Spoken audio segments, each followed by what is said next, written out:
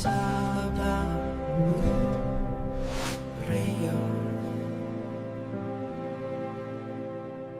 stories. Dear Papa Dudut, Porke ba kumatok na, papapasukin mo na? Itago niyo na lamang po ako sa pangalang Pedro, 70 years old. Nangyari ang ibabahagi ko sa inyo may 10 taon na ang nakakalipas. Sa edad kong ito marahil ay may mga nag-iisip sa inyo na baka masaya na akong nakapag-retire kasama ang pamilya ko. Sa totoo lang ay umabot na ako sa edad na ito ng mag-isa. Pinili kong mag-isa sa mahabang panahon dahil bukod sa nakasanayan ko na, pakiramdam ko ay yon ang makakabuti sa akin. Hindi ko inalintana ang mga sinasabi ng ibang tao na dapat ay naghanap ako ng makakasama ko sa buhay. Dahil hindi biro ang pag-iisa lalo na sa aking edad. Sinabi ng ilan na kailangang may mag-alaga sa akin. Sinagot ko sila at sinabing kahit sa edad ko, kaya kong alagaan ang sarili ko at hindi ako aasa sa iba para gawin yon. Naging matigas ang pagsagot ko sa mga pangungumbinse sa akin ng ibang tao tungkol sa aking pag-iisa. Tulad na lamang ng naging kapitbahay ko na si Donna.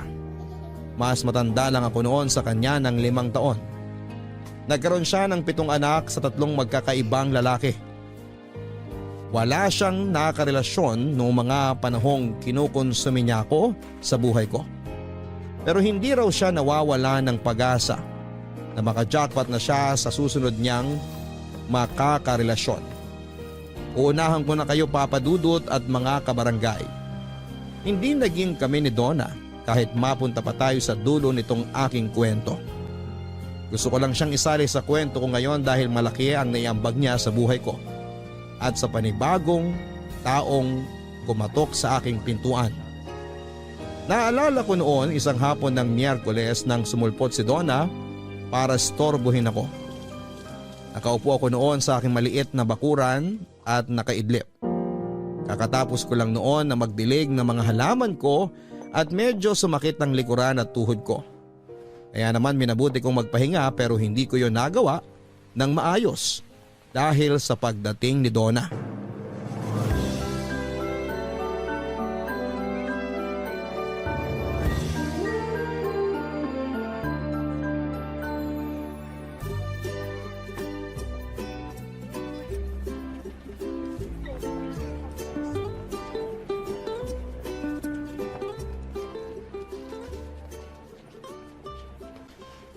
Kuya Pedro!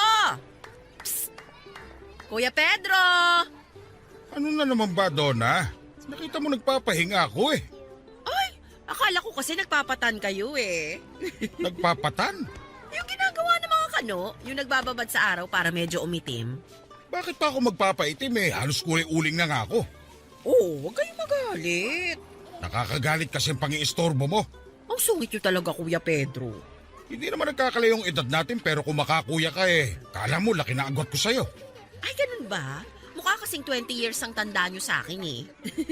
Eh dahil siguro yan sa dalas ng pagsusungit ninyo. Balita ko ay nakakatanda ang pagsusungit at pagkukunot ng noo. Kaya bawas-bawasan mo yun. Huwag mo nga ako pinakikialaman, Donna. Kung wala ka ibang kailangan, umalis ka na. Kailangan ko ng pahinga ngayon dahil marami na naman akong kailangan gawin sa bahay mamaya. Hindi ka nakakatulong. Ay, may maitutulong ako sa'yo, kuya. O sige, Pedro na nga lang. Pwede ba kitang tawaging Pedro? Mas maganda, huwag mo na akong tawagin kahit kailan. Ay, hala siya. Iba talaga kapag nagkakaedad na at mag-isa pa. Pati ang pag-iisa ko sa buhay papakailaman mo pa talaga ha? Wala ka ba ibang magawa sa buhay mo? Maglinis sa bahay, magpakain ng sandamakmak mong anak. Tapos na lahat yan, kaya marami akong time para pagsabihan ka. Sinabi ko bang pagsabihan mo ako? Bakit? Anak mo ba ako? Naku, ikaw talaga, Pedro. Kung hindi ka lang lalaki, iisipin kong umuurong na ang regla mo. Ang sungit mo kasi. Magsusungit talaga ako sa mga taong walang ibang magawa, kundi usisain at pakailaman ang buhay ko. Ouch ha? Concern lang naman ako sa'yo. Bakit ka magiging concern? May sakit ba ako? Baldado ba ako? May nakatusok bang dextro sa akin? Naku, si Pedro talaga. Masungit na, pilosopo pa. Pilosopo ako sa mga taong walang ibang ginawa kundi... Makialam sa buhay mo. Alam ko na yan. Oo, bakit nakikialam ka pa rin? Hindi naman sa nakikialam, pero gusto ko lang payuhan ka. Sinabi ko bang kailangan ko ng payo mo? Kailangan mo kahit hindi mo hingin. Umalis ka na lang, Donna, para mabuo ko pa ang pahinga ko. Mas lalo lang nagiinit ang ulo ko dahil sa'yo eh. Naalala ko nung karelasyon ko pa ang mga tatay ng mga anak ko. Marami yon. Sino sa kanila? Di sila lahat. Pambihira talaga tong babaeng to. Uy, wag mo na akong i-judge. Naging masaya naman ako sa mga ex ko kahit hindi kami nagkatuluyan. Masaya ba yung papalit-palit ka ng karelasyon? Masaya ba yung nag-iiwan sila ng mga anak sa'yo? Masaya ba yung para sa mga anak mo? Naku, pasalamat ka Pedro nakapagsimba ako last month ha. Hindi kita papatulan dyan sa mga sinasabi mo. Ang gusto ko lang naman puntuhin sa mga sinasabi ko try mo rin magmahal, umibig, lumandi. Try mo. Promise ko sa'yo, mawawala lahat ng galit mo sa katawan. Mas marunong ko pa sa akin eh. Masaya naman ako mag-isa. Sinasabi mo lang yan pero I'm sure kapag sumasapit ang gabi't mag-isa ka na lang sa kama, bigla kang malulungkot dahil wala kang makayakap at makwentuhan tungkol sa nangyari sa buong araw mo. Marami kong una na kayakap. Ay bakit ako kwentuhan mo ba sila? Marami akong halaman. Sila ang kinukwentuhan ko. Alin dyan sa mga halaman mong sumasagot sa mga kwento mo? Itong anthurium. Baka itong aloe vera. Ay, baka itong kalachuchi. Humanap ka na lang ng ibang kausap mo. O teka, hindi mo pa sinasagot ang tanong ko. Sino ang madaldal sa mga halaman mo? Ewan ko sa'yo, Donna. Ewan ko sa'yo. Lumabas ako noon ng bahay at pumunta kung saan para makaiwas na kay Donna. Hindi naman niya ako sinundan pero naramdaman kong pinagmamasdan niya kung saan man ako noon papunta. Ang balak ko lang sana noon ay magtago lang pagkalabas ko ng bahay at hintayin na makaalis si Donna. Pero hindi naman siya kaagad umalis noon sa bahay kaya napilitan akong lumiko ng ibang kanto. Naglakad ako kahit na masakit na ang mga tuhod ko at medyo inaantok pa. Siniguro kong matatagalan ako sa paglalakad para pagkabalik ko ng bahay ay wala na si Donna sa labas ng gate ko. Nagpahinga lang ako saglit at sumandal sa isang poste na nakita ko sa kabilang kanto. Inabol ko ang aking hininga dala ng matinding pagod. Hindi na talaga sanay ang katawan ko sa paglalakad ng malayo. Lagi lang kasi ako noon na nasa bahay at hindi talaga ako lumalabas kung hindi naman kailangan. Napilitan lang talaga akong lumabas para maiwasan na ang pakialamerang si Donna. Noong nakabawi na ako ng lakas, naglakad pa akong muli. Medyo natuwa ako dahil nakalanghap din ako ng ibang hangin bukod doon sa nakapaligid sa aking bahay. Hindi ko na inalintana ang pagsakit ng aking mga tuhod dahil nasiyahan ako sa pagbamasid sa paligid ko. Hanggang sa nadaanan ko ang isang maliit na bakery. Naglaway ako sa may nakita kong tinapay papadudot kaya kinapa ko ang aking bulsa. At nasaktuhan namang meron akong dalang barya mula sa sukli ko sa pinangbayad sa inuming tubig ko noong bandang umaga. Binilang ko yon at saka inisip kung ano ang kakayaning mabili ng mga baryang yon. Nakakuha ko ng 3 malunggay pandesal, isang Spanish bread at 2 puding. Natuwa ako dahil kasya na yon hanggang bukas ng hapon.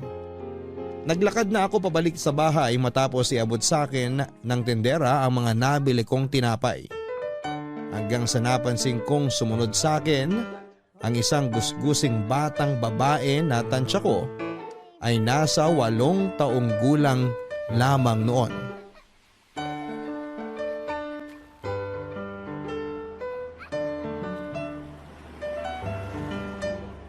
Kanino mo pa ako sinusundan? Anong kailangan mo, bata? Hindi po bata ang pangalan ko. Ningning po. Ay, wala akong pakialam sa pangalan mo. Huwag mo na ako susundan, ha? Bakit po hindi kayo pwedeng sundan? Masama po ba kayong tao? Kasi sabi po ng tatay ko dati, huwag sundin ang mga masasamang tao. Iba ang sundin sa sundan. Ang gusto ko, huwag mo kong sundan. Ano po ba pinagkaiba nung sundin tsaka sundan? Itanong mo sa tatay mo. Wala na po akong tatay. Oh, problema ko ba yon? Sabi niyo kasi itanong ko sa tatay ko Sumagot lang naman po ako. Ay, ang daldal mong bata ka. Yan nga rin po ang sabi ng tatay ko. Ay, umuwi ka na nga sa inyo. Wala na akong lakas para makipag-usap pa sa'yo. Wala po akong uuwian Problema ko ba yon? Sabi niyo po kasi umuwi ako sa bahay namin. Sumagot lang naman po ako. Pagkapiloso pa rin, no, Mingming. Ning-ning po, hindi ming-ming. Hindi naman po ako nagmimiyaw. Wala akong pakialam sa pangalan mo. Ang gusto ko, sundin mo ang sinasabi ko. Hindi po susundan? Nakakaubos ka ng pasensya. Nagtatanong lang naman po eh.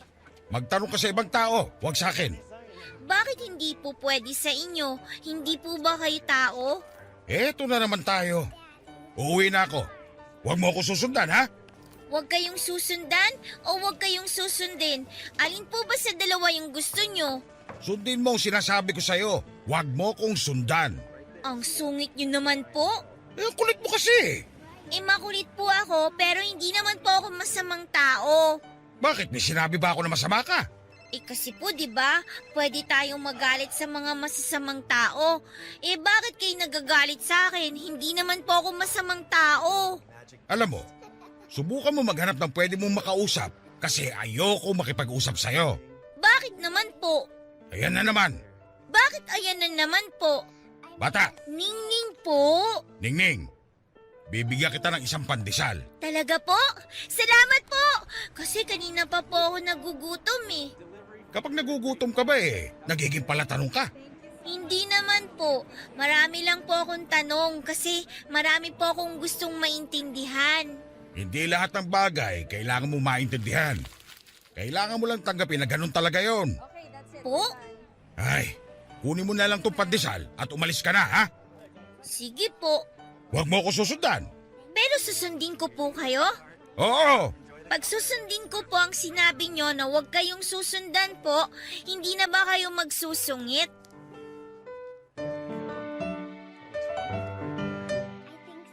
Hindi ko na sinagot pa ang huling tanong ni Ningning at nagmadali na akong makalayo sa kanya. Nilingon ko siya nang nasa kalagitnaan na ako ng paglalakad at nakita kong kinain na niyang malunggay pandesal na inabot ko. Nakita ko siyang upo sa gilid ng bakery at doon ay napapasayaw pa habang kinakain ang binigay ko. Yun ang pagkakataon ko para mas lalo pang bilisan noon ang paglalakad dahil baka sundan pa niya ako. Halos lumuwa noon ang baga ko sa paglalakad ng mabilis, Papa Dudut. Nung nakarating na ako sa bahay ay agad akong nagtungo sa kusina para uminom ng maraming tubig. Napagod ako sa paglalakad ng mabilis pero mas napagod akong makiusap sa batang si Ningning. Bigla ko tuloy naalala sa kanya ang anak kong babae. Kaedad lang ni Ningning ang anak kong si Joy noong kinuha siya sa akin ng una kong naging asawa na si Letty. Tinakbo niya sa akin si Joy noong nakakilala siya ng isang lalaki na taga Middle East na nangako sa kanya ng magandang buhay. Hindi ako nagsuspecha na merong iba si Letty pero napapansin kong madalas siyang may kausap sa kanyang cellphone tuwing madaling araw. Ang sinabi niya sa akin ay kausap lang daw niya ang ninang ni Joy para sa plano niyang magnegosyo. Nagtiwala ako, Papa Dudut, pero yun pala ang pinakamalaking pagkakamali na ginawa ko. Nagising na lamang ako isang umaga, wala na ang damit ng mag-ina ko. Sinubukan kong tawagan si Letty pero hindi niya sinasagot ang tawag ko. Hinahanap ko siya sa mga kamag-anak niya pero nakatikom ang mga bibig nila. Halos mabaliw ako noon sa pangulila sa mag-ina ko hanggang isang araw bumalik si Letty. Natuwa ako dahil akala ko ay makukumpleto na kami pero meron lang siyang pinapirmahan sa akin para legal nang maitawid sa ibang bansa ang anak naming si Joy. Hindi ako pumayag noon sa gusto ni Letty at sinikap ko pa siyang kumbinsihin na manatili na lamang sa piling ko. Pero sinabi niya sa akin na hindi na siya masaya at nakahanap na siya ng pagmamahal sa iba. Wala akong nagawa sa gusto ni Letty. Kaya pinaglaban ko na lamang na makasama ang anak naming si Joy. Sinabi kong iwan na lamang niya sa akin si Joy kung balak niyang sumama sa iba pero nagmatigas si Letty. Sinabi niyang para rin kay Joy ang ginagawa niya. Hindi ko maintindihan noon si Letty hanggang sa sinabi niyang taga Middle East. Nakarelasyon niya ang tatayong ama ni Joy para mabigyan siya ng magandang kinabukasan. Kinumbinsin niya akong mayaman ang lalaking yon at kaya niyang ibigay ang mga bagay na hindi ko kayang ibigay kay Joy. Pinamukha sa akin ni Letty lahat ng kakulangan ko pagdating sa pera para lamang mapapayag ako. Napapayag nga ako noon, Papa Dudut, pinirmahan ko ang papeles na nilatag ni Leti. Hindi na ako nakapag-isip noon dahil gusto kong mabigyan ng mas magandang buhay ang anak kong si Joy. Nung nakalis na si Leti ay saka ko na-realize ang kamali ang ginawa ko. Nabigla lang ako sa pagpirma pero noong natauhan na ako ay wala na akong magawa. Yun ang huling beses na nakita ko si Leti. Wala na rin ako naging balita sa kanila ni Joy mula noon.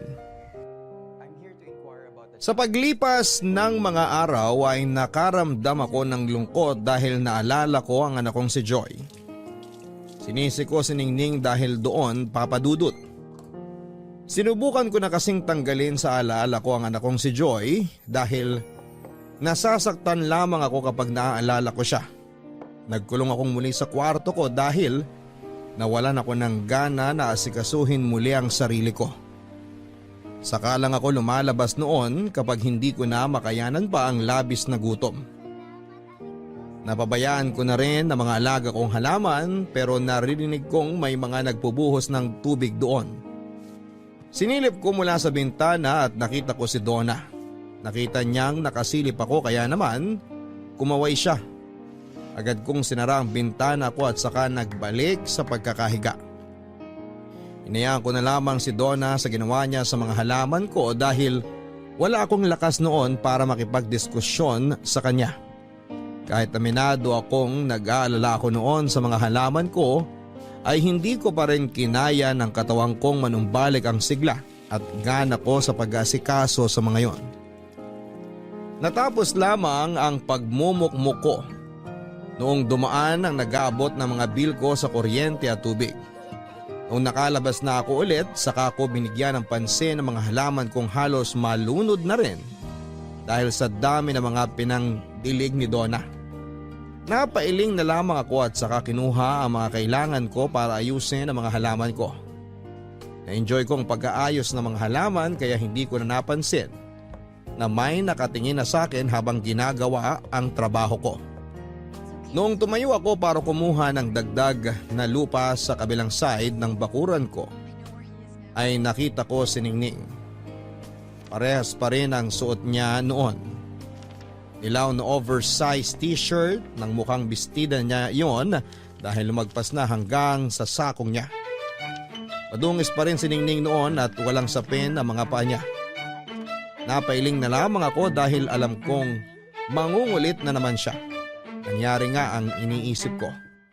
Nagsimula na naman siyang makipag-usap sa akin, Papa Dudut. Magandang hapon po, tatay! Huwag mo nga akong tawaging tatay. Hindi kita anak. Hindi po ba pag matanda ang lalaki, tinatawag na pong tatay? Tinatawag mo lang na tatay ang isang lalaki kapag ama mo siya. Ah, meron po ba kayong anak? Eh bakit ka ba nandito? Paano mo nalaman ang bahay ko? Sinundan ko po kayo nung naubos ko yung pandesal na binigay nyo. Paanong nasundan ang bilis kong nakawala sa'yo? Akala nyo lang po mabilis kayo. Naabutan ko nga po kayo Pero nagtago lang ako kasi baka po sungitan nyo po ako ulit. Talagang susungitan kita kasi makulit ka. Umalis ka na nga. Ano po yung ginagawa nyo? Inaayos ko mga halaman ko. Kaya umalis ka na para matapos ko na to. Kapag inabot ako ng dilim, hindi ko na makikita itong mga ginagawa ko. Maglagay po kayo ng ilaw kapag madilim para makita nyo po. Ay, ayoko na makipag-usap sa'yo ha. Umalis ka na sabi. Teka lang po. Ano na naman ba? Itatanong mo na naman ba kung anong pinagkaiba ng sundin at sundan? Ibabalik ko lang po sa inyo ang malunggay pandesal na binigay nyo. Paano mong ibabalik naubos mo na nga? Pinagloloko mo ba ako? Hindi po.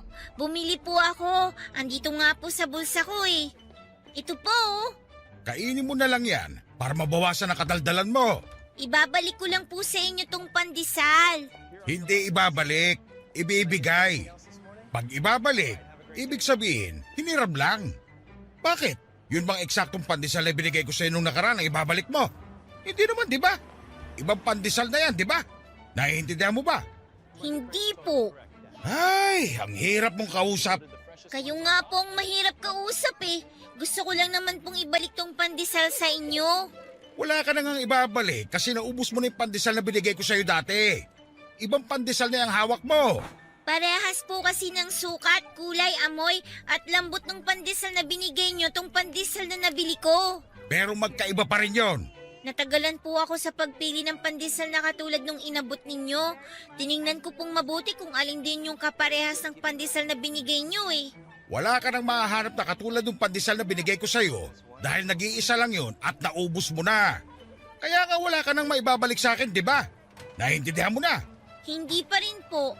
Basta po ang alam ko, sabi ng tatay ko dati, kapag may ginawa siyang mabuti ang isang tao, ibabalik mo po yun sa kanya. Mali ang pagkakaintindi mo sa sinabi sa'yo ng tatay mo. Mali po ba? Hindi niyo po kasi pinaliwanag sa akin ng mabuti eh. Kasi po nasa langit na po siya. Gaano ka naman kasigurado na nasa langit ang tatay mo? Napupunta raw po kasi sa langit ang mga tatay. Mali yan. O bakit naman po? Hindi lahat ng tatay napupunta sa langit. Yan na lang ang tandaan mo. O siya, umalis ka na para makapagtrabaho na ako. Napupunta raw po kasi sa langit ang mga tatay. Nanikip ang dibdib ko nang sabihin yon ni Ningning, Papa Dudut. Gustuhin ko man noon na makipagtalo pa kay Ningning ay hindi ko na rin nagawa pa dahil nang hina na naman ako ulit. Napupunta raw po kasi sa langit ang mga tatay.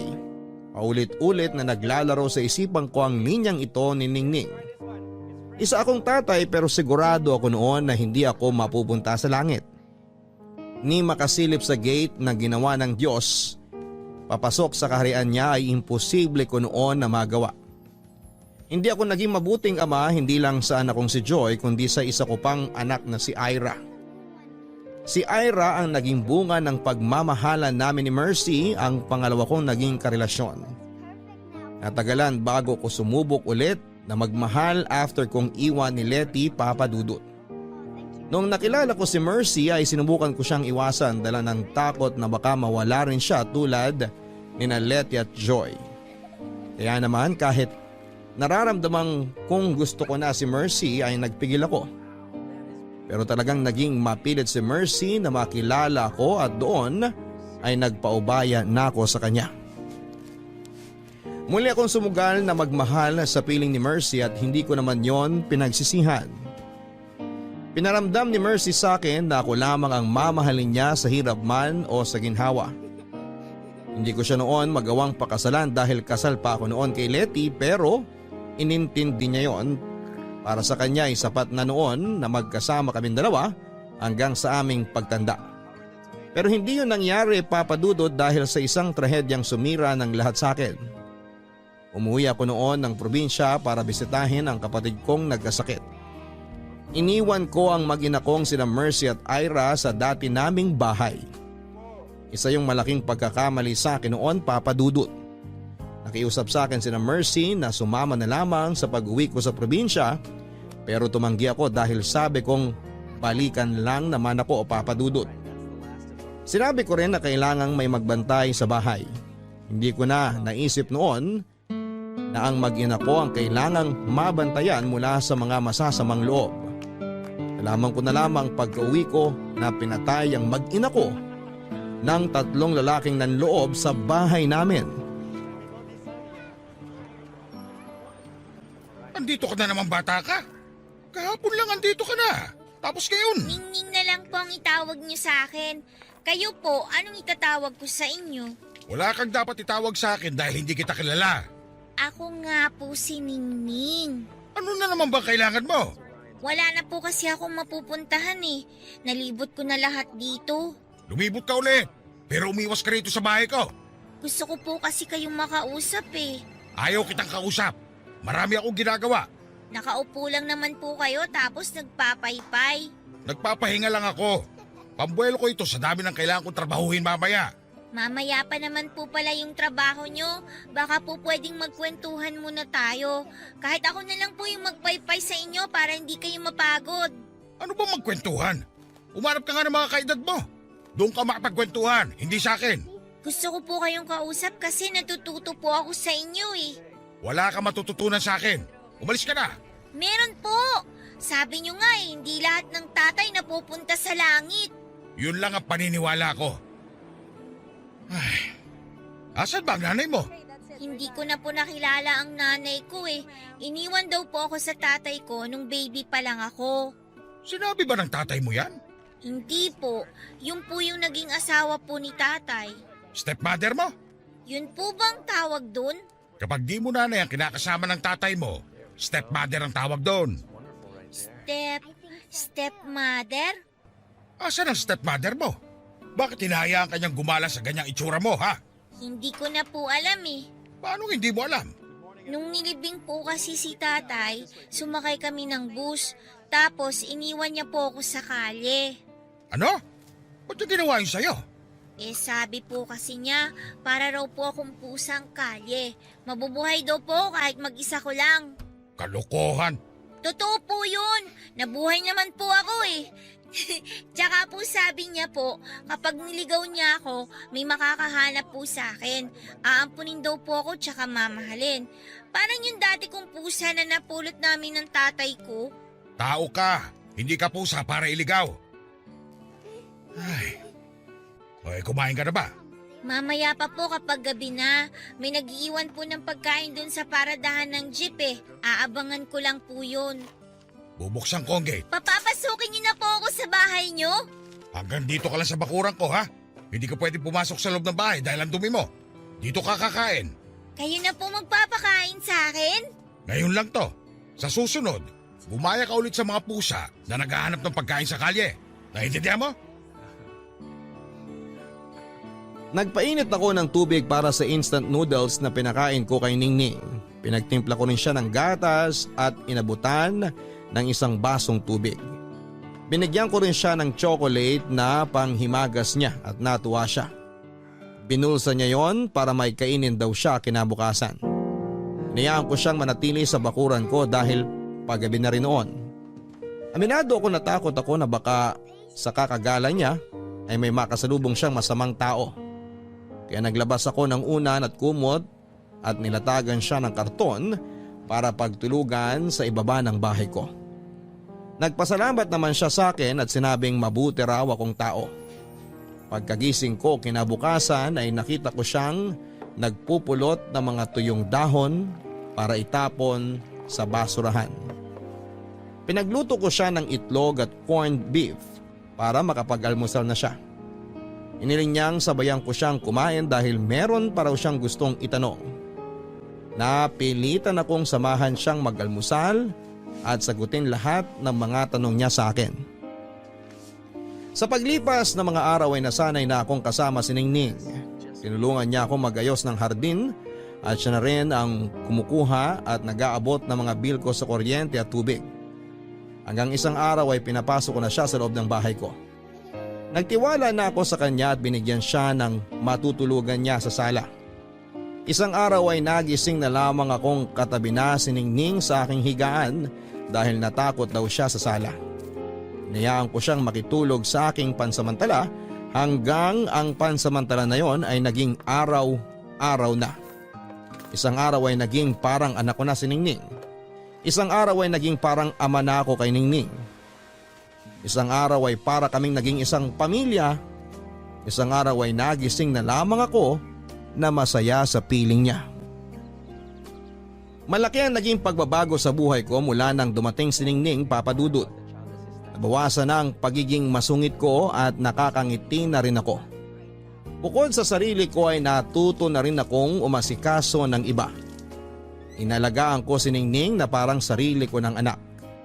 Binilhan ko siya ng kailangan niya at nagpunta kami sa Divisoria para bumili ng mga damit niya at mga laruan.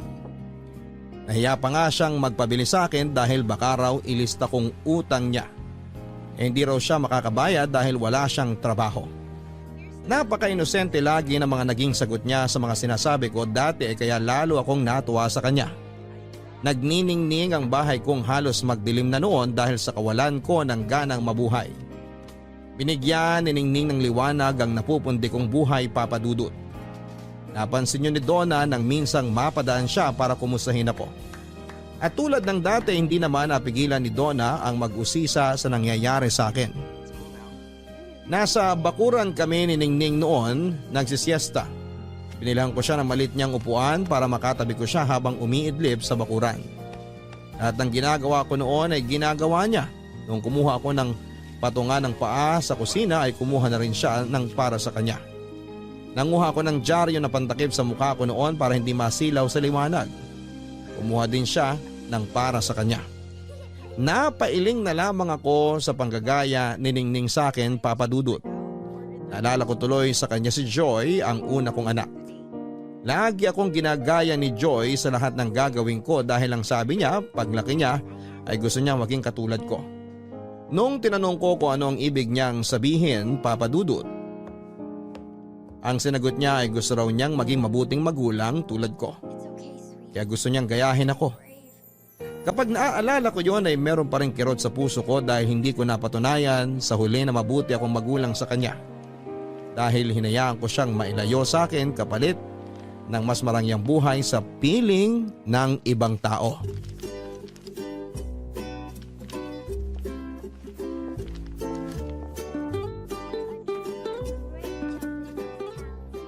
Bakit po may dyaryo sa mukha ninyo? Ano kayo, mga tinapa? Pabili nga. Andito ka na naman ba para mambuisit, Donna? Ako po si Ningning, Ate Donna. Aba, ay hindi ka naman nagsasabi, Pedro. Meron ka na palang anak. Kailan mo siya inireha? Hindi ko siya anak. Eh ano, halaman mo. Nadampot ko lang dyan sa labas. Nadampot? Ano, pusa lang? Yun nga po ako, pusang ligaw. Meow, meow. Hoy, Pedro! Ikaw ba talaga yan? Okay, bakit? Tumatawa ka na? Kailan mo pa natutunan yan, ha? Umalis ka na nga, Donna. Istorbo ka talaga sa pahinga. Isang tawa pa nga dyan. Ang sarap sa ears. Tumigil ka na sabi. Lagi naman pong tumatawa si Pedro. Oy, bata! Ningning po ang pangalan ko. O siya, Ningning, hindi dapat Pedro lang ang tawag mo sa kanya. Iyon daw dapat ang itawag ko sa kanya eh. Hindi po ba, Pedro? Ako ang nagsabi. Baguhin mo naman, Pedro. Pwede namang tito, kuya, o kaya tatay. Hindi ko siya kaano-ano para tawagin ako ng ganyan. Ayos na yung Pedro. Gusto niyo po bang pumasok dito, Ate Donna? Gusto ko sana kung papayag si Pedro. Ako na po magbubukas ng gate. Ningning, huwag mo siya pagbuksan. Bakit naman po? Hindi ako nagpapapasok ng di ka kilala. Eh bakit niyo po siya kinakausap kung hindi niyo po siya kilala? Oo nga naman, Pedro. Saka alam niyo po yung pangalan niya eh. Eh di kilala niyo nga. Ningning 1, Pedro 0. Hoy, Donna, ano ba? Ito na nga, aalis na. Nice to meet you, Ningning. Huwag po muna kayong umalis. Samahan niyo po kami ni Pedro. Magluluto kami ng champurado pang merienda. Ay, paborito ko ang champurado. Sige, game ako dyan. Aabutan na lang kita ng champurado, Donna. Basta umalis ka na lang ngayon. Naririndi ako sa boses mo eh. Ang laki talaga ng pagbabago ni Pedro. Nagbibigay na ngayon ng pagkain. Samantalang dati, kahit yung panis na pagkain mo, ipagdadamot mo pa. Tapos Ay, ngayon... tumigil ka na nga, Donna. O sige na nga, baka biglang bawiin pa yung champuradong ibibigay mo. Oy, Ningning ha, narinig mo ang sinabi ng tatay Pedro mo. Hindi ako ang tatay niya. Ako na pong bahala sa champurado niyo, Ate Donna. Lalagyan ko po ng maraming gatas bago ko iabot sa inyo. Ay, paborito na kita, Ningning. Paboritong paborito. Nainis ako kay Donna dahil napansin niyang lumalambot na ako, Papa Dudut. Hindi naman yon maintindihan noon ni Ningning. Kahit na nagsusungit ako dati kay Ningning, ay wala siyang ibang makita kundi ang minsang kabutihan na ipinakita ko sa kanya. Yung time na inabutan ko siya ng malunggay pandesal. Yun ang tumatak sa kanya kaya kahit na anong pagsusungit at pagtataboy ko sa kanya noon ay wala siyang ibang iniisip kundi mabuti akong tao. Kaya tuloy ay napanindigan ko nang maging mabuti para kay Ningning. Ayoko noon na makita niya ang dating Pedro na masungit. Magaspang ang ugali at hindi marunong makisama sa kapwa. Gusto ko noong magbago para may mabuting sundan si Ningning habang lumalaki siya. Aminado akong nahirapan ako noong una na magbago sa nakasanayan kong ugali at buhay. Pero malaki ang tulong ni Ningning para sa pagbabagong gusto ko. Naging inspirasyon ko siya sa buhay para pagbutihin ko ang sarili ko. Muli kong naalala si Ningning sa isa ko namang anak na si Ira. Si Ira ang naging dahilan ko noon para pagbutihin ang sarili ko dahil kapalit noon ang magandang buhay sa anak ko. Nagpakahirap akong pumasok sa mga trabaho para lamang makaipon ako noon para sa kinabukasan ni Ira.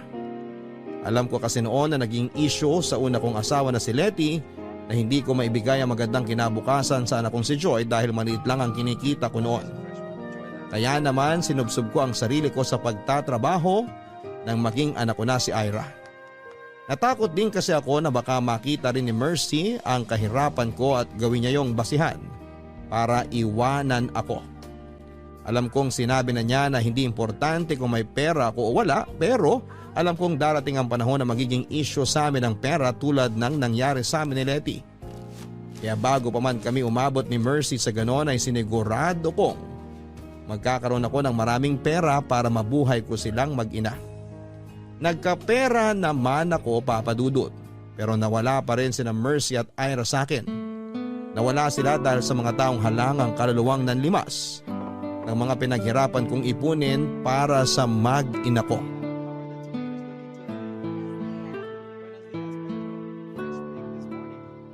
Matulog na tayo. Bakit po ang aga nating matulog ngayon? Wala na po ba tayong mapapanood sa TV? Meron naman. Eh di manood na po muna tayo. Kukuha po ako ng gatas na iinumin natin habang nanonood. Ningning, matulog ka na. Bukas na lang tayo bumawi na manood ng TV. Bakit naman po? Kasi maaga tayong pupunta sa school bukas. School? May kakilala akong teacher. Magpapatulong ako para makapasok ka na sa school. Pag-aaralin niyo po ako? Bakit naman hindi? Ayaw mo ba? Gusto ko po! Gusto ko po! Yun naman pala eh. Kaya matulog ka na ha? Para mabilis kitang magising bukas. Pwede na po ba ako mag-aral kagad bukas? Siyempre hindi pa. May mga kailangan pang ayusin bago ka makapasok sa school. Kaya nga lalapitan ko muna yung teacher na kakilala ko para matulungan ako sa pag-aaral mo eh. Matuturuan na po ba akong magsulat ng pangalan ko? Hindi lang magsulat ng pangalan mo, pati magbasa. Masasabayan ko na po kayo magbasa ng dyaryo! Huwag muna dyaryo ang basahin mo. Mga libro muna galing sa school. Eh kailan po ako pwede magbasa ng dyaryo? Kapag lumaki ka pa ng konti. Paano po kung di na ako lumaki? Ano ba namang tanong yan? Lahat ng bata lumalaki. Para po kasing hindi na ako lumalaki eh. Eh paano? Puro ka puyat. Matulog ka lagi ng maaga para lumaki ka pa. Good night po, Pedro! Oh, nasamid ka ba? Hindi po. Makati lang po yung lalamunan ko. Ano bang kinain mo? Yung sopas po na niluto ninyo. Teka, pahawak na ng noo mo. Oh, nako, may sinat ka. Wala naman po ah. Ito nang sinasabi ko eh. Nagpaulan ka kasi kahapon. Kinuha ko lang po yung mga nakasampay na basahan sa gate. Hindi ka dapat nagpapaulan. Sorry po, Pedro. Bumangon ka na riyan. Bakit po? Pupunta tayo ng ospital. Ayoko po sa ospital. Tutusukin nila ako nung injection. Hindi. Painumin ka lang ng gamot. Walang injection. Dito nyo na lang po ako painumin ng gamot. Wag na po sa ospital. Ay hindi pwede. Mga doktor ang nakakaalam sa ipapainom sa'yo. Baka kung ano na yan. Baka mamaya dengue na o malaria. Hindi naman po masama ang pakiramdam ko. Ubo lang po ito. Wag na po kayong mag-alala. Paano hindi mag-aalala? Baka mamaya kung ano na yan eh. Bumangon ka na riyan. Sige na, please. Matulog na po tayo, Pedro, para makapunta tayo sa school bukas. Walang pupunta sa school hanggat hindi ka gumagaling. Malakas naman po ako eh. Makati lang po yung lalamunan ko. Baka po may nakain lang po akong langaw o kaya lamok. Diyan nagsisimula ang lahat eh. Bako na. Pero Pedro... Walang Pedro. Makinig ka sa akin kung ayaw mo magalit ako. Opo. Magtsinelas ka na at kukuha na kita ng jacket mo. Opo. Dalihan mo ng galaw, Ningning.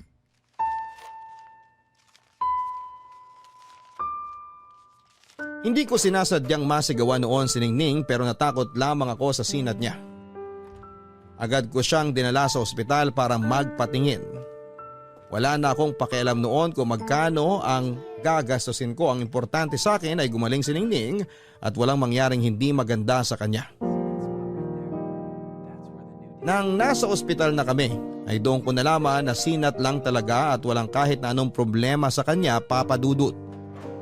Ako pa yung namilit sa nurse na i-check siyang mabuti. Nagpresenta rin ako magbayad ng doble kung kailangan, masigurado lamang na totoong ligtas si Ningning. Pinakalma ako ng nurse at sinabing wala akong dapat na ipag-alala dahil walang kahit na anong problema sa kalusugan si Ningning. Talagang sinat lang daw yon at normal lang sa mga bata at hindi pa rin ako napanatag. Pero noong initian ako ni Ningning ay nawala ang lahat ng takot ko. Nakahinga ako ng maayos at hindi ko na inisip pa na may problema sa kanya. Umalis na rin kami sa ospital at agad nang umuwi noon sa bahay para maituloy ang pahinga ni Ningning. Nalungkot siya noong sinabi kong hindi muna kami pupunta sa school para makabawi siya ng lakas.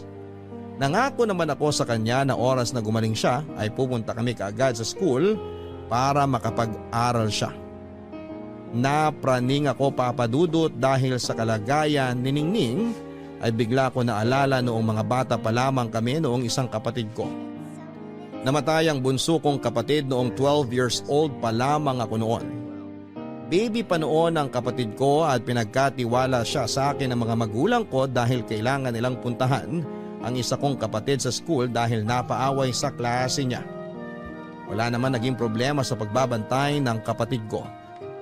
Noong nakita kong tahimik lang na nakahiga ang bunso kong kapatid ay naglaro muna ako.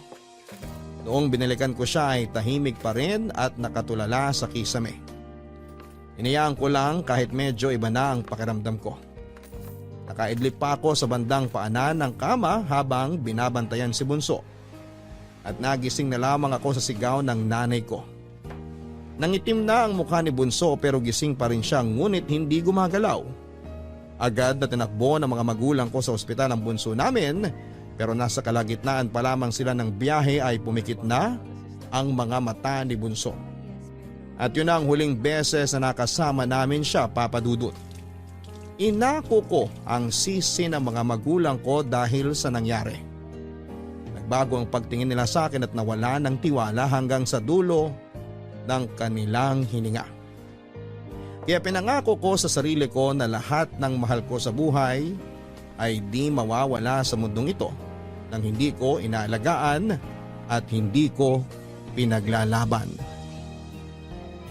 Dahil sa nangyari kay Ningning at sa muling pag-alala ko sa nangyari sa bunso kong kapatid, nagduda na ako sa kakayahan kong makapag-alaga pa ng isang tao sa buhay ko. Natakot na ako na baka mapasama ang buhay ni Ningning dahil sa akin. Naisip ko na kapag nagtagal si Ningning sa buhay ko ay baka wala akong magandang maidulot sa kanya. Kaya naman nag-decide akong wag na lamang siyang ampunin. Hindi ko muna yung sinabi sa kanya, inintay ko muna na gumaling siya sa kanyang lagnat. Nakailang beses siyang nagtanong sa akin tungkol sa pagpapaaral ko sa kanya. Pero naging matipid lamang ang mga naging sagot ko. Hindi naman siya nakahalata at nakita kong excited pa rin siya dahil akala niya matutuloy ang plano naming mapag-aral siya. Nakonsensya ako ng bahagya. Lalo na noong nakikita ko siyang nagmamadaling gumaling para lamang makapag-practice ng magsulat sa kanyang pangalan sa papel.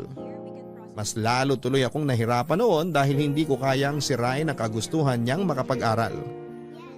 Napamahal na sa akin si Ningning, Papa Dudut.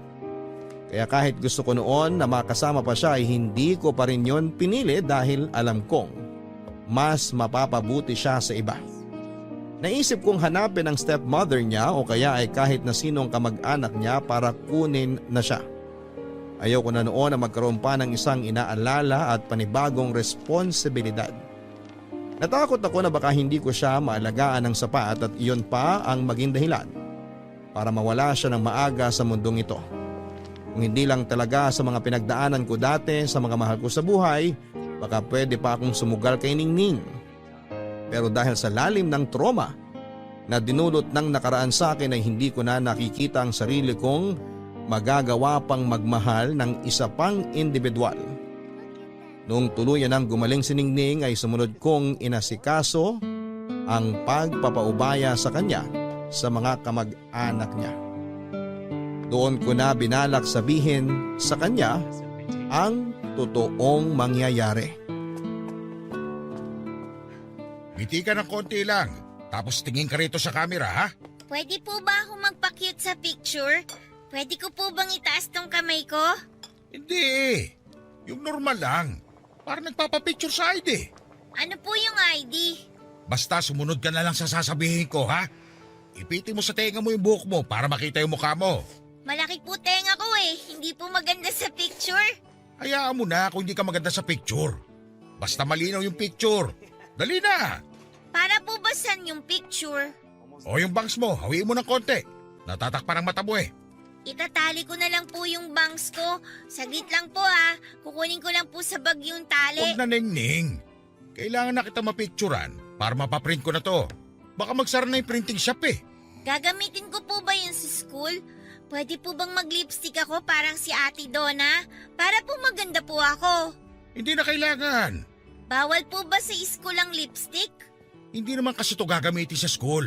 Eh para saan po yan? Basta. Pwede bang dalawa po tayong magpa-picture?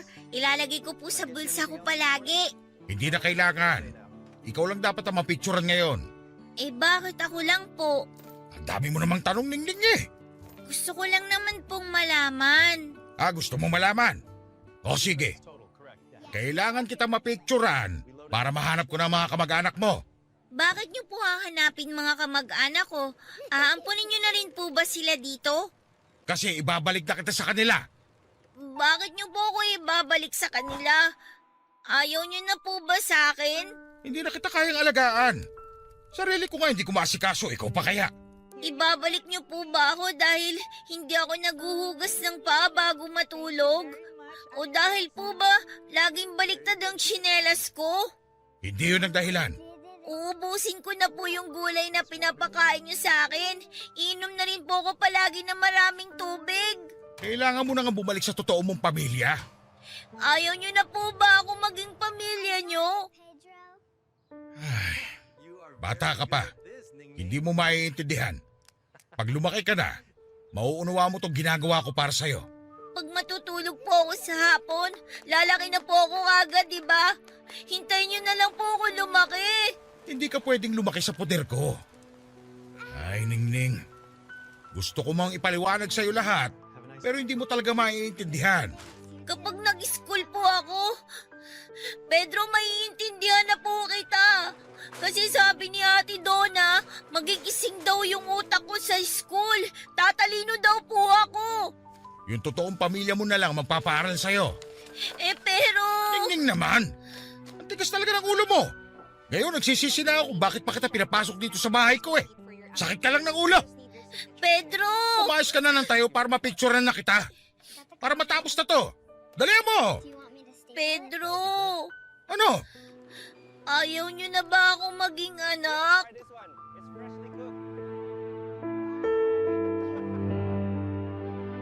Ayaw niyo na ba akong maging anak? Para akong sinaksak sa tinanong ni Ningning sa akin, Papa Dudut. Kung alam lang niya na wala akong ibang gustong mangyari kundi ang maging tatay sa kanya. Wala akong ibang hinangad kundi ang gumising sa umaga para ihanda ang almusal niya bago siya pumasok sa school. Pinangarap kong ihatid siya sa eskwelahan at hintayin na makapasok siya sa classroom bago ko umuwi para naman maglinis ng mga kinalat niyang laruan sa kwarto. Nangarap akong maturuan siya sa mga assignment niya bago siya matulog sa gabi. Marami ako naging pangarap para sa kanya pero alam kong hindi ko yon pwedeng makamit dahil hindi ako ang taong dapat na mag-alaga sa kanya. Nadurog ako habang iniisip na ang ibang tao ang magluluto ng almusal niya. Ibang tao ang maghahatid sa kanya sa school at ibang tao ang tutulong sa mga assignments niya. Nakakadurog pero yon ang realidad na kailangan ko noon na tanggapin. Na-realize kong hindi ko kayang maging ama para kay Ningning dahil hindi pa ako buo at marami pa akong kailangang ayusin sa sarili ko. Papa Dudut, gustuhin ko man noon na ariin siya bilang sarili kong anak ay hindi ko yon magawa dahil hindi pa ako naghihilom sa nakaraan. Ayokong ang mga naging sugat ko sa nakaraan ang maging dahilan para hindi ko siya mabigyan ng magandang kinabukasan na dapat ay para sa kanya. Mahirap man pero tinuloy ko ang paghahanap sa mga kamag-anak ni Ningning. Kung saan ako napunta para lamang maihatid na sa kanila si Ningning pero nabigo ako. Pinaskil ko na rin ang ibang larawan ni Ningning pero wala ni isa ang tumawag sa akin para kunin siya, Papa Dudut. Nakulitan na ang mga pulis sa akin dahil sa pabalik-balik ko sa kanila. Nahiya na rin ako at hindi na umulit pang magtanong sa kanila at lumipas ang mahigit 3 buwan pero wala akong naging balita sa ginawa kong paghahanap sa mga kamag-anak ni Ningning. Nalungkot ako at tinanggap na marahil ay wala nang ibang gustong kumupkop kay Ningning kaya nga siguro siya iniligaw na parang pusa ng kanyang stepmother. Kaya naman pinapunta ko si Donna sa bahay para humingi ng pabor.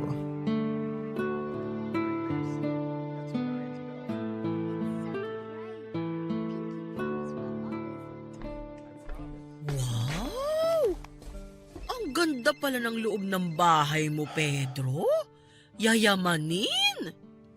Maupo ka. Salamat. Ano ba yung kailangan mo? Mukhang seryoso yan ah. Ngayon mo lang ako pinapasok dito sa bahay mo eh. Hihingi lang sana ako ng pabor sa'yo. Naku, parang hindi ako pwedeng tumanggi sa'yo ah. Sa totoo lang, nagbabakasakali ako na hindi ka tatanggi. O ano ba yon? Kailangan mo ba ng caretaker dito sa bahay mo? Pwede naman. O kailangan mo ng kakausap sa mga halaman mo sa umaga? Pwede bang ampunin mo na si Ningning? Ano? Handa akong tumulong sa'yo sa gastos. Kunin mo lang siya sa bahay mo. Ituring mo ang sarili mong anak. Alam kong gipit ka rin dahil sa mga gastusin mo sa mga anak mo. Pero handa akong tumulong sa'yo. Eh kung ikaw din naman ang gagastos para kay Ningning, bakit di na lang siya pumirmi rito sa bahay mo? Bakit kailangang ilipat pa sa akin? Hindi ko na siya kayang alagaan. Paano bang hindi mo kayang alagaan? Eh mula nung inampun mo siya, nagkalaman na ang mga pisngi niya. Hindi na siya gusgusin at hindi na rin siya amoy isda. Mas maaalagaan mo siya kaysa sa akin. Sa ating dalawa, ikaw ang mas may kayang mag-alaga sa kanya. Mas kaya mong maging magulang sa kanya. Hindi, Donna. Kung alam mo lang. Alam kong sinasabi ko. Alam kong mabuti kang tao. Oo, masungit ka. At hindi ko maintindihan ng kagaspangan minsan ng ugali mo. Pero pagdating kay Ningning, iba ka. Maayos kang tao. Mabait ka. Responsable kang ama sa kanya. Hindi ako ang dapat na maging ama niya. Pero ikaw ang pinili niyang maging ama. Ibig sabihin lang niyan, ikaw ang nararapat para sa kanya kasi nakikita niyang mabuti ka. Sana kaya ko ipaliwanag sa iyo ang totoo kung bakit hindi ako pwede maging tatay sa kanya. Ano man ang dahilan mo, hindi ko yan tatanggapin. Dahil isa lang ang nakikita ko ngayon, mabuti kang ama. Sigurado kung ganun din ang nakikita sa iyo ni Ningning. Hindi mo kasi maintindihan. Anong hindi ko maintindihan? Yung pagbabago mo mula nung dumating si Ningning? Yung pag-aliwalas ng mukha mo mula nung pinatuloy mo siya rito sa bahay mo? Halos hindi na nga kita makilala, Pedro. Dahil nasanay ako sa kasungitan at pag-iisa mo. Pero napakaganda ng pagbabago mo. Kung mawawala si Ningning, babalik ka lang sa dati. Didilim na ulit ang pagmumukha mo. At ano namang masama kung bumalik ako sa dati? Di naman nakakagambala sa iyo ang dating ako ah.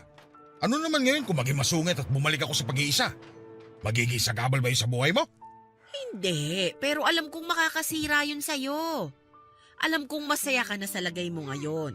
Alam kong gusto mo rin ang pagbabago mo. Hindi mo lang matanggap na merong isang taong nagpabago sa'yo. Hindi mo lang matanggap na si Ningning yon. Hindi ito tungkol sa pagbabago ko, Donna. Tungkol ito kay Ningning. Hindi ko siya pwedeng alagaan. Hindi siya pwede rito sa bahay. Hindi siya pwede sa akin. Nagawa mo na siyang alagaan at buhayin. Ano ba naman yung ipagpatuloy mo pa? Kailangan ka niya, Pedro. Hindi ako kailangan niya, Donna. Maniwala ka. Ate Donna! Pedro! Oh, Ningning. Huwag na po kayong mag-away dahil sa akin. Nako, hindi kami nag-aaway ni Pedro, Ningning. Ganito lang talaga kami mag-usap. Ano yung hawak mo? Bariya po. Para saan? Bayad ko po ito sa inyo para hindi na po kayo mag-away ni Ate Donna. Kasi po, yung tatay ko, tapos yung asawa niya po, lagi po sila nag-aaway dahil sa akin. Wala na raw po silang pera kasi lagi po ako nagkakasakit. Lagi nagagalit yung asawa ni tatay sa akin kasi magastos daw po akong alagaan. Kaya magbabayad na lang po ako sa inyo. Ay naku Ningning, hindi mo kailangang magbayad. Ano ba naman yan? Pedro, ano ba ito? Hindi kita pagbabayarin sa mga nagastos ko sa'yo. Kaya lang, Ningning, hindi na kita pwedeng alagaan kasi hindi ko kaya. Si Donna kung papayag siya sa kanya ka na. Siya na mag-aalaga sa'yo. Siya na yung magpapasok sa'yo sa school. Di ba gusto mo mag-school? Bakit hindi na lang po kayo? Kayo na lang ang mag-alaga sa akin. Kayo na lang po yung maghatid sa akin sa school. Wala na po ba kayong pera? Kasi pwede naman po akong humingi ng pera ulit sa labas para po pang school ko. Tapos po, hindi na ako magiging matakaw para hindi na po kayo bibili ng pagkain ko. Ningning, hindi problema ang pera sa akin. Kaya kitang bilhan ng maraming pagkain na gusto mo. Pero kasi, Pero ayaw niyo po sa akin? hindi sa ganon. Sasama na lang po ako kay Ate Donna. Huwag niyo na lang po akong ililigaw kasi nakakatakot po sa labas lalo po sa gabi kapag po marami ng sasakyan. Tapos hahabulin pa ng mga malalaking aso. Huwag niyo po akong iligaw kung ayaw niyo po sa akin. Sasama na lang po ako kay Ate Donna. Ay sige Pedro, kukunin ko na si Ningning kung talagang buo na ang loob mo na ibigay siya sa akin. Kung talagang kaya mong matulog ulit mag-isa, kumising mag-isa, kung talagang desidido ka nang bumalik sa dati mong nakasanayan, di sige. Ay, Ningning, asa na mga gamit mo? Nasa kwarto po. Nakalagay na po sa karton. Ay halika, kunin na natin. Opo. Salamat po sa pag-aalaga sa akin, Pedro. Salamat po kasi ginagamot niyo yung mga sugat ko. Salamat din po kasi pinapakain niyo po ako tsaka kinukumutan niyo po kapag malamig. Sige na, Ningning. Tulungan mo na si Ate Donna mo sa mga gamit mo. Yayakap lang po ako sa inyo para po magpasalamat. Salamat po, Tatay Pedro.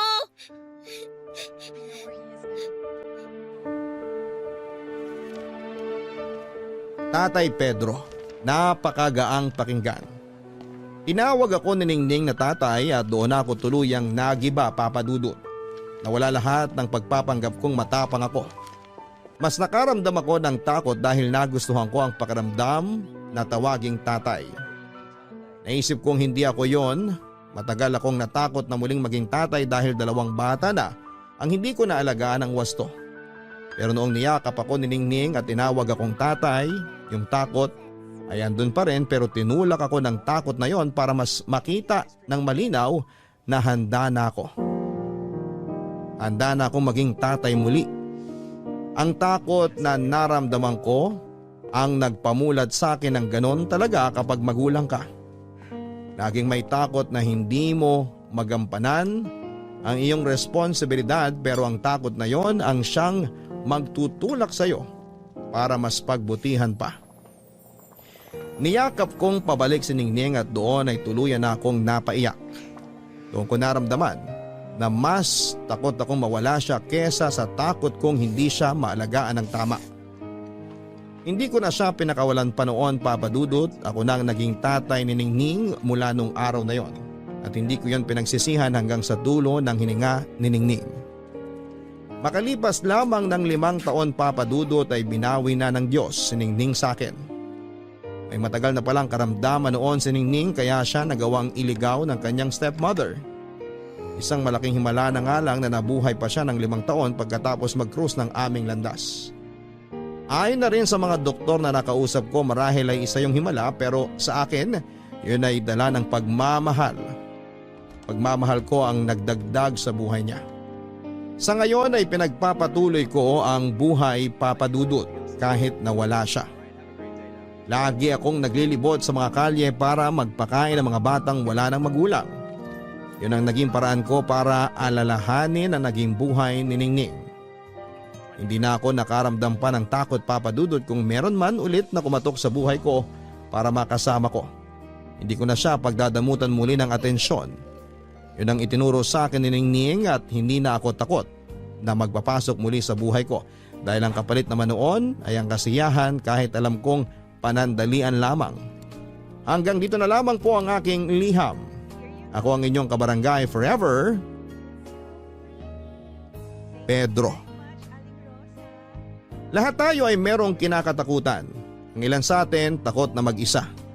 Ang ilan sa atin ay takot na maiwanan at may kanya-kanya tayong dahilan sa mga takot natin na nag-uugat sa ating nakaraan. Ang mga takot sa kasalukuyan ay dahil sa mga hindi nasasagot na tanong sa ating mga nakaraan. Maaaring hindi nabigyan ng linaw ang mga katanungan kahapon, kaya takot kang sumugal sa ngayon. Kung sakali mang ganito ang iyong pakiramdam ay hindi ka nag-iisa. Panigurado akong meron kang kasama. Hindi lang ikaw ang takot, hindi lang ikaw ang tumatakbo sa iyong nakaraan. Marami kayo. Marami tayo. Hindi nakakahiyang ilantad sa iba ang totoong dahilan ng iyong mga takot. Kailangan mo lang ng mga taong makakaunawa at mga taong handang magpasensya. Normal na ikay matakot, huwag kang mag-alala